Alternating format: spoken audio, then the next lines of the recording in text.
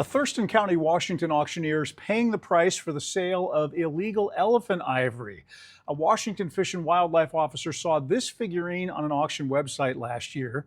It was made of ivory and had just been sold to a buyer in California by Crawford Family Auctions based in Tumwater for just under $500. The problem is that's against Washington's Animal Trafficking Act, and the Office of Attorney General Nick Brown prosecuted.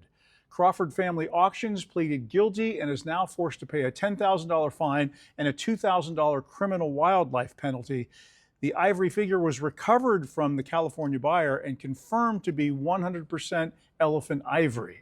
We've had Canadian customers actually contact us and say that they would love to come down, but they don't feel comfortable doing so.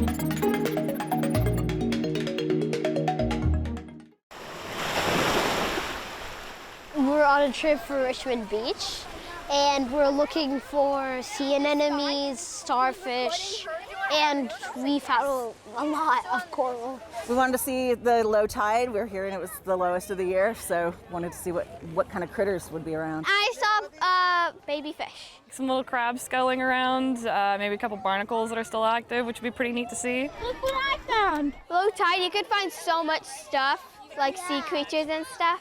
I found like a little thing that's really sticky. I saw tiny baby fishes and tiny baby crabs. My favorite part is seeing all the sea creatures. It's so cool. There's a black bird. Unimaginable. I think it's just that innate human curiosity of just wanting to understand the world around us. You find a lot of creatures that you can find without getting wet. There's a lot of puddles. I stepped in a lot of them. Like dig your hands in it and get all dirty and gross. Yeah, I'll get my hands dirty and gross. I don't care. It's really a great unknown. It's like seeing the dark side of the moon. Sea life's really important to the world. Come out here, touch some grass, go out, investigate, be curious, and have fun. People should definitely come here at low tide. It's fun, and it feels like you're in the beach where there's no water. And the initial dispatch says that there's a female stuck in the mud, waist to chest level, with rising tidal waters coming in. And so we know it's a race against time because we know how much that tide ebbs and flows in our inlets all the time. There definitely would have been water over her head at full tide. There is no way to get yourself out of it with having somebody either pulling up on you or you pulling up on something else. The harder you try, the more you're going to sink. And it just goes and goes and goes. There is no hard pan for you to push off of. We were able to get 2 rescuers using these boards out to her. There was 5 of us. Yeah, we had 3 people in the water with her. And then when we were able to get this boat right alongside of her, she was able to grab onto the rope on the side of it. And with her leverage pulling up as well as our leverage pulling up, it just took one swoop and we got her right into the boat, and then we took her to shore, and then she was evaluated by our paramedics at the scene. A North Seattle family found bullets tear through the side of their house next to their baby's bassinet. Jake started documenting shootings happening near Aurora Avenue after repeated overnight gunfire. On May 16th, surveillance video captured people appearing to trade gunfire through cars as cover before bullets slammed into his home near the baby's bedroom. Jake says he's tracked 8 shootings over the past month within 10 blocks of his home. His neighbors have also found bullet casings in the street, as well as bullet holes in their cars. Jake and his neighbors believe the shootings are spilling over from Aurora Avenue due to disputes and other incidents related to prostitution. Seattle police data currently shows fewer shots fired calls in the Greenwood neighborhood so far this year compared to the same point last year, but neighbors I talked to there are still afraid of what they're going to wake up to in the middle of the night. Police say they understand the concerns residents have in the area, They say the department actively patrols Aurora as time and call load allows. Police say the shootings remain under investigation, and detectives are working to see if any of the shootings are connected. 46 years ago today, Washington changed forever. At 8:32 in the morning on May 18th, 1980, Mount St. Helens erupted. But this wasn't just a volcano blowing straight up. A massive earthquake triggered the largest landslide ever recorded, and then the mountain exploded sideways. The blast ripped through forests, flattened trees for miles, sent ash more than 15 miles into the sky, and turned day into night across parts of the Northwest. 57 people were killed, thousands of animals died, homes, bridges, and roads were wiped out. And the mountain itself lost more than 1,300 feet from its summit. Today, Mount St. Helens is still active. Scientists monitor it constantly, not because they expect another 1980-style eruption tomorrow, but because this volcano is not done. And 46 years later, the question is not just what happened back then, it's what Washington has learned since. 2 Americans have been arrested after breaking into the zoo enclosure of a famous monkey in Japan. You probably remember the macaque that stole the hearts of everyone on the internet. Punch and his stuffed monkey went viral after he was cast away by other monkeys living with him and rejected by his mother. The video here shows a man in a smiling emoji costume jumping into the enclosure. The monkeys run away, and then about a minute later, a zookeeper escorted them out. Starting today, the zoo is expanding the viewing restricted area, installing some new nets so people can't get in. The New York Times says the men have denied the charges and will be questioned by prosecutors later this week.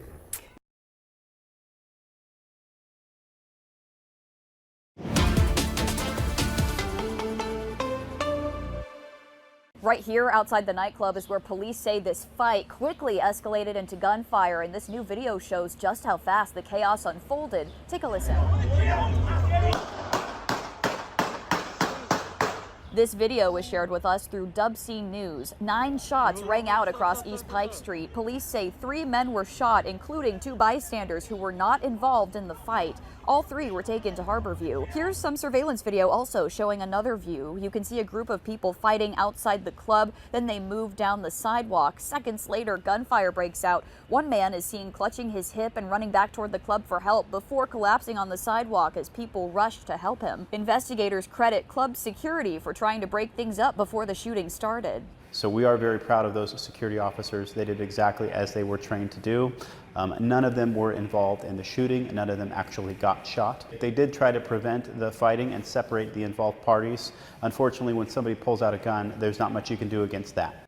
The conditions of the 3 people shot remain the same as of this morning. Police say 1 person in critical condition was shot in the stomach and the wrist. The 2 other victims were taken to the hospital in serious condition but are expected to survive. At this point, police are still searching for the suspects involved in this. They're asking anyone with any information to give them a call. Washington State is suing the Department of Education over student loans, and it could affect people who are pursuing a career in the healthcare industry. Here's what's going on. The Department of Education recently changed the definition of what counts as a professional degree and left out a bunch of healthcare programs. We're talking about programs for nurse practitioners, physician assistants, physical therapists, and audiologists. So under this new rule, students in those programs could qualify for less federal loan money. And that matters because these programs can cost tens or even hundreds of thousands of dollars. Washington says this could hit first-generation students and lower-income students the hardest, especially people who don't have family support or a cosigner. The state is also arguing that this could make healthcare worker shortages even worse because if fewer people can afford these programs, fewer people will become providers. The lawsuit says the federal government went beyond what Congress actually approved, and now a coalition of states, including Washington, is trying to stop this rule before it affects more students.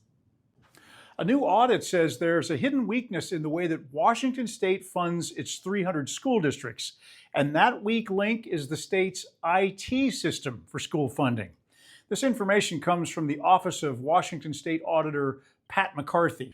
Her team found that the 17-year-old funding software that the state uses to calculate payments for school districts is, quote, at risk of failure.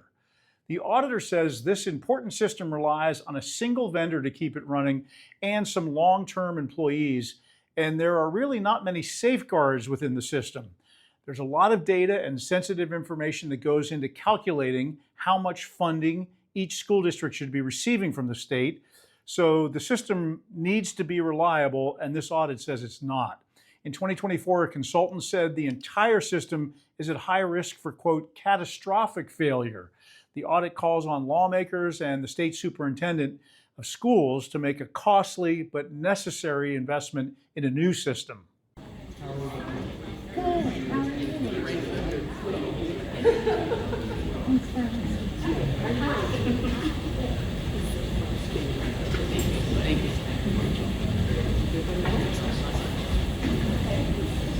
Right here. House down. Okay. 1, 2, 3. 1, 2, 3. 1, 2, 3.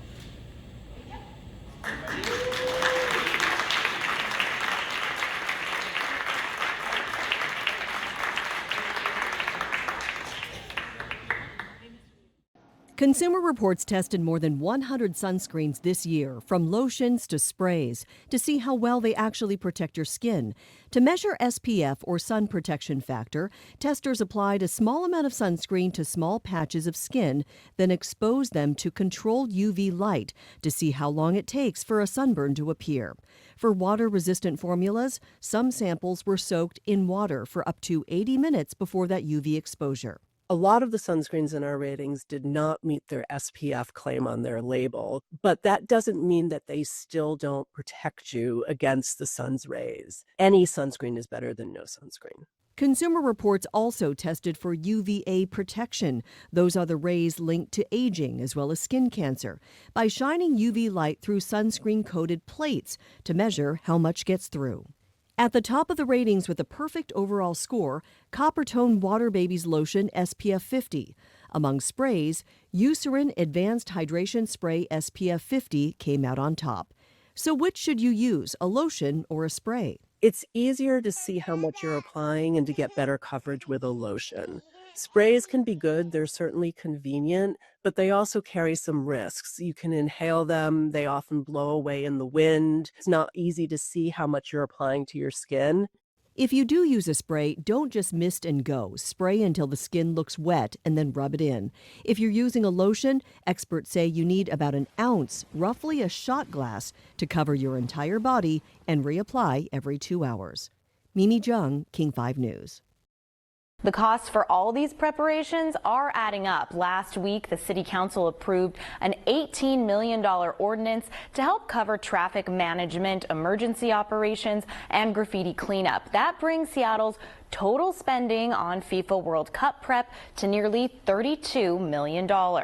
Could these chicks be the key to bringing back extinct birds such as the giant moa? These chickens were hatched using artificial eggs. That's according to the scientists at Colosso Biosciences. The Dallas-based biotech company says its 3D printed shell and silicone-based membrane can grow an embryo without supplemental oxygen. The company says it has hatched 26 chicks using this technology, ranging from 2 weeks to 4 months in age. The next step is now seeing if they develop normally. The company is known for working towards de-extinction of species like the resurrection of the dire wolf, using ancient DNA to alter the genes of a gray wolf. It is also working towards resurrecting the dodo, the woolly mammoth, and the Tasmanian tiger. According to the company, the artificial egg technology will help to recreate extinct bird species, particularly the giant moa, which was so large there's no suitable living surrogate. But some scientists are skeptical, and though Colosso claims the artificial egg is scalable, the company would still need to overcome significant challenges, such as decoding the moa's unique genetic makeup to achieve its long-term goal of bringing it back in some form. The artificial egg technology, however, could help conserve endangered birds. This is, as I said, a generational agreement that strikes a balance between the needs of fish, the environment, flood protection, and our state's clean energy future. We can continue to produce clean, carbon-free energy while also safeguarding cultural and natural resources. This agreement is about the quality of life, improving the quality of life, not just for us, not just for our river, but for everybody, including Seattle, because we know that we're doing the right thing.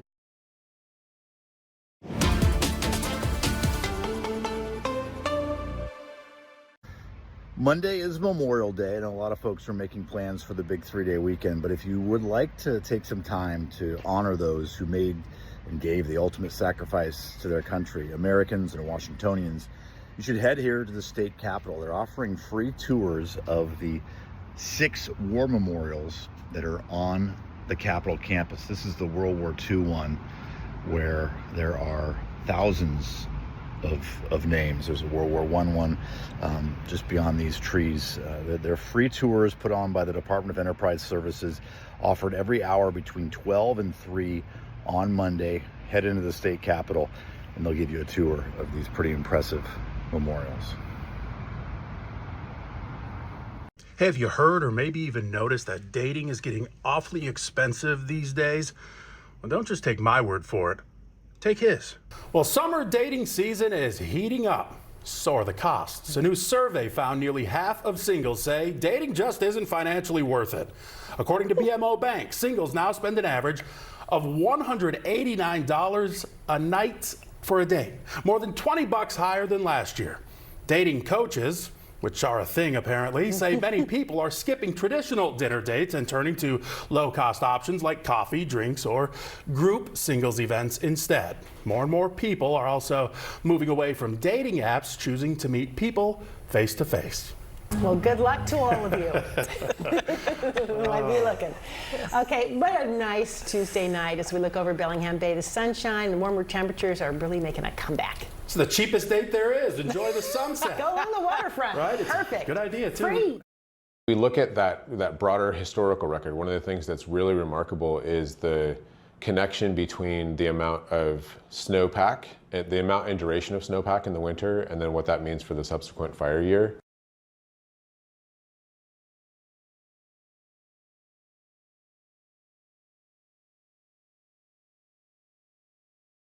Suffice to say, this has been a fairly low snowpack year, which is part of the reason for concern that this might be a more active than normal fire year.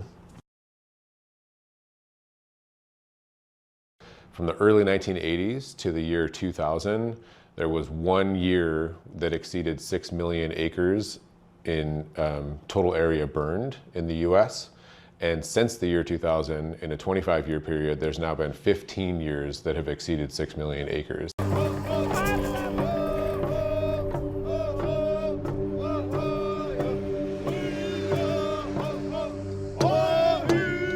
Missing and murdered Indigenous women. But it's not only women that are missing. There are men, young boys, young girls. Say your loved one's name! Say your loved one's name! How's Charles? Aaliyah Wells! Say her name, Kaylee Mae Nelson Jerry. We're not gonna give up. She's family.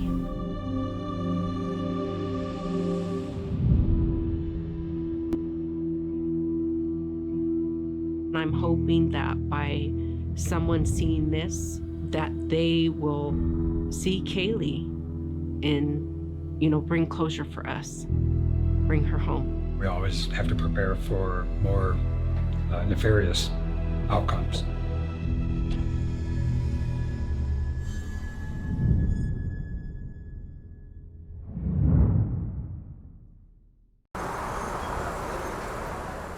Good morning, I'm Christian Malderas at Harborview Medical Center, where a 19-year-old man is recovering from gunshot wounds after an officer-involved shooting in Bothell. It happened yesterday just after midnight. Investigators say it all started when a Bothell police officer spotted a car making an illegal U-turn. The officer followed that car to a 7-Eleven parking lot, but then suddenly the driver got out of the car and bolted, leaving behind a bunch of people in the vehicle. A passenger jumped into the driver's seat, but then things escalated. Investigators say that someone in that car pointed a gun at the officer. The officer then fired multiple rounds at the vehicle. The vehicle took off and hit the police car in the process. And about an hour later, a 19-year-old man showed up at a Burien hospital and had to be transferred here to Harborview Medical Center. At this point, we know that the man is in stable condition, and there are 2 to 3 suspects that are still out there. At this point, investigators have not given any descriptions of those suspects. These are pictures taken by neighbors who live close to the park of what appear to be a pair of bald eagles near a development site for Newtown Homes. The South End Neighborhood Council says they repeatedly contacted city, county, and state agencies asking for the area to be reviewed before any construction moved forward. But Monday, they say crews removed trees near the site. Neighbors also report a helicopter hovered overhead, forcing the adult eagles to fly away. Under federal law, disturbing a bald eagle nest during breeding season is illegal. Now the neighborhood group is calling for an investigation and wants construction paused. Personally, I witnessed the eagles fly over my home after they had been flushed out of this property, and they were together. We also received reports from other neighbors that saw the same exact eagles. The contractor tells King 5 they're following the rules. We've done everything we can to make sure that we've complied with the law and that there's nothing that we're going to impact negatively as it relates to any protected species within the site.